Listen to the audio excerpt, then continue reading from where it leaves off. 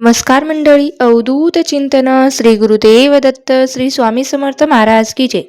बघा, यावर्षी म्हणजे 2026ला 29 जुलैला ही आलेली आहे गुरुपौर्णिमा. आता या पौर्णिमेचं औचित्य साधून आपण दरवर्षी महाराज आपल्याकडून जेवढी जमेल तेवढी सेवा करून घेत असतात. ती कशी करायची, काय करायची, त्या संदर्भातली आजची माहिती आपण आजच्या व्हिडिओमध्ये पाहणार आहोत. त्यामुळे व्हिडिओ स्किप न करता शेवटपर्यंत नक्की पाहा व ऐका. बघा, स्वामी म्हटलं की काही लोक नियमांना खूप घाबरतात. स्वामी सेवेत येण्या अगोदरच नियम खूप कडक असतात असं त्यांना वाटतं. असं करावं लागतं, तसं करावं लागतं. मग इच्छा असूनही स्वामी सेवेत येत नाहीत आणि स्वामींची सेवा करत नाहीत, किंवा वेगवेगळे जे पारायण असतील, ग्रंथ वाचन असतील ते करत नाहीत. नियमांच्या भीतीमुळे एक पण गोष्ट लक्षात घ्या की देव हा भीतीचा विषय नाही, तर देव हा भक्तीचा विषय आहे. देव हा भक्तीचा भुकेला आहे. आपल्यासोबत जे काही वाईट होत असतं ते आपल्या कर्मानुसार होत असतं. त्यामुळे आपले कर्म चांगले ठेवा. देवाबद्दल किंवा एखाद्या गुरूंबद्दल जी काही तुमच्या मनामध्ये नियमांची भीती असेल ते पूर्णपणे काढून टाका आणि शुद्ध अंतःकरणाने खऱ्या भक्तिभावाने जी कोणती सेवा आजपर्यंत तुम्ही करत आलेली आहेत, किंवा कोणती सेवा करण्याची इच्छा तुमच्या मनात आहे ती सेवा मनापासून करा. बघा, तुमच्या सर्व इच्छा, कोणती इच्छा आहे ती मनोकामना आहे ती 100% पूर्ण होईल. या उलट जर तुम्ही 24 तास सेवा करता, मी पारायण केली, सेवा केली, इथं जाऊन केली, तिथं जाऊन केलं, जर तुमच्यामध्ये भावच नसेल तर त्या सेवेला काही अर्थ राहत नाही. अगदी आयुष्यभर जरी तुम्ही तशीच बिना भावाची सेवा केली तर तुम्हाला त्याचे अनुभव येणार नाहीत. या उलट दिवसामध्ये तुम्ही फक्त एक वेळा स्वामींचं नाव घेतलं आणि अंतःकरणापासून घेतलं तर स्वामी नक्कीच तुमच्या हाकेला हे प्रतिसाद देतील.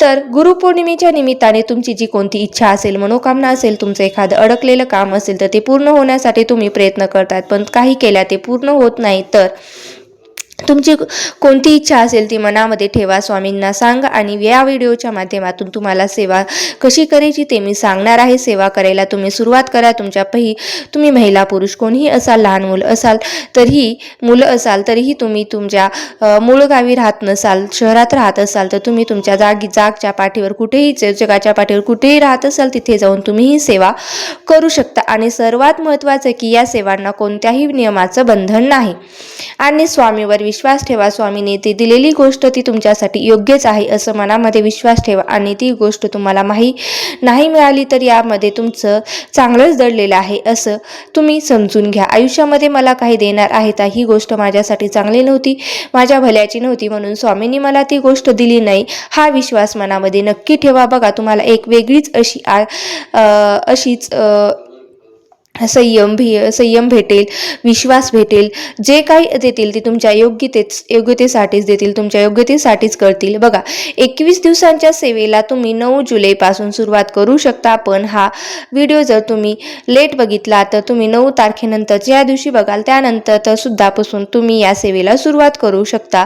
बघा, 29 जुलैला ही गुरुपौर्णिमा आहे. तर गुरुपौर्णिमा झाल्यानंतर तुमचे जेव्हा कधी 21 दिवस पूर्ण होतील तेव्हा तुम्ही या 21 दिवसांची सेवा तुमची पूर्ण होऊ द्या, काही हरकत नाही. आपण गुरुपौर्णिमेच्या साजरी करतो, भाव काय आहे हे, गुरुपौर्णिमेच्या काळामध्ये मलाही 21 दिवसांची सेवा पूर्ण करायची आहे.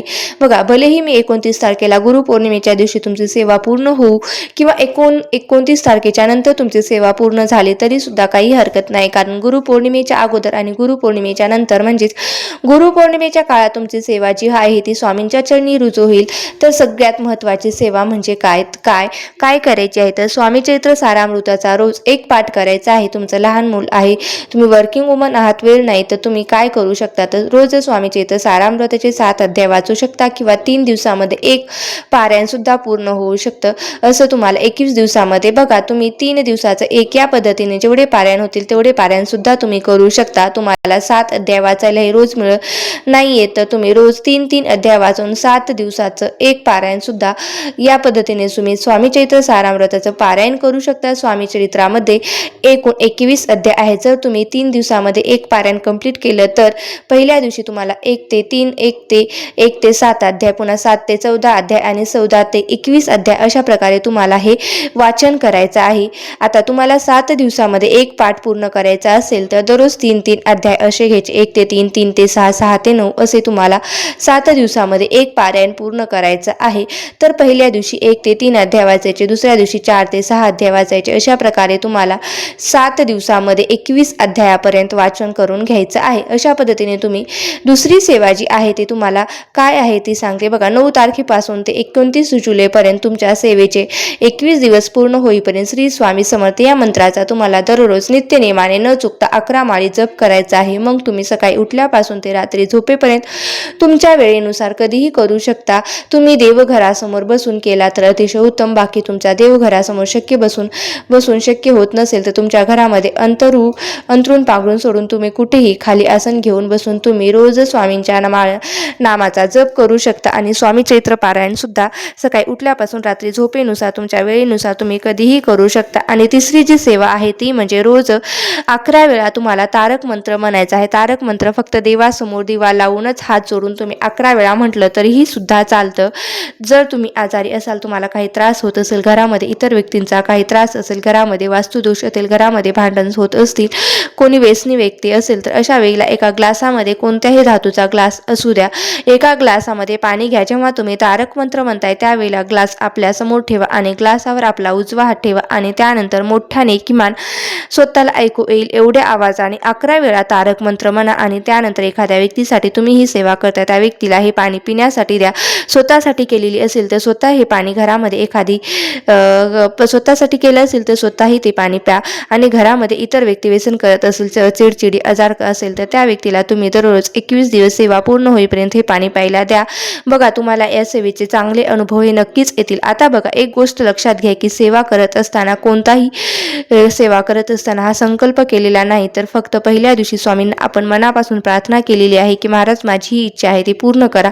आजपासून मी 21 दिवस नित्य नेमाने ही सेवा करणार आहे, न चुकता करणार आहे. आणि दररोज सेवा करताना सुरुवातीला स्वामींना प्रार्थना करायची आहे आपली जी कोणती इच्छा असेल ती पूर्ण होण्यासाठी, अडकलेलं काम पूर्ण होण्यासाठी. त्यानंतर ही मी सेवा वेगवेगळ्या सुद्धा तुम्ही करू शकता. म्हणजे सकाळी सारामृताचं प्राणायाम केलं तरी चालेल, दुपारी जप केला तरी चालेल आणि संध्याकाळी तारक म्हटलं तरीही चालेल. एका जागी बसून एकाच वेळी या तिन्ही सेवा तुम्ही केल्या तरी सुद्धा चालू शकता. आणि जर तुम्ही रोज एक सारामृताचा पाठ करणार असाल तर एकाच जागेवर एकाच वेळी बसून पहिल्या अध्यायापासून ते 21 अध्यायापर्यंत तुम्हाला हे पठण करायचं आहे. हे 21 अध्याय पूर्ण वाचून होईपर्यंत तुम्हाला उठायचं नाही किंवा मध्ये कोणाशी बोलायचं नाही किंवा तर या पद्धतीने तुम्हाला 21 दिवसात 21 पारायण किंवा 21 दिवसात 21 पाठ स्वामी चैत्र सारामृताचे तुम्ही करू शकता. तेही कोणतेही नियम न पाळता, कारण ती नित्यसेवा आपण रेग्युलरी करतो आणि नित्यसेवेसाठी कोणतेही नियम नसतात. पण एक गोष्ट लक्षात घ्या, तुमच्या घरातील इतर सदस्यांनी नॉनव्हेज खाल्लं तर त्यांना खाऊ द्या, पण तुम्ही स्वतः नॉनव्हेज खाऊ नका. कारण नॉनव्हेज खाल्ल्यानंतर मग काही सेवा करण्याला काही अर्थ राहत नाही. तुम्हाला नॉनव्हेज वगैरे बनवावं लागत असेल तर ते अगोदर आपली सेवा कंप्लीट करून घ्या आणि त्यानंतर घरच्यांना तुम्ही बनवून देऊ शकता. फक्त एक छोटीशी गोष्ट तुम्हाला पाळायची आहे. बाकी श्रद्धेने तुम्ही जशी जमेल तसे 21 दिवसांची स्वामींची सेवा ही करू शकता. स्वामींच्या नित्यसेवेचा अनुभव नक्की तुम्ही घेऊ शकता.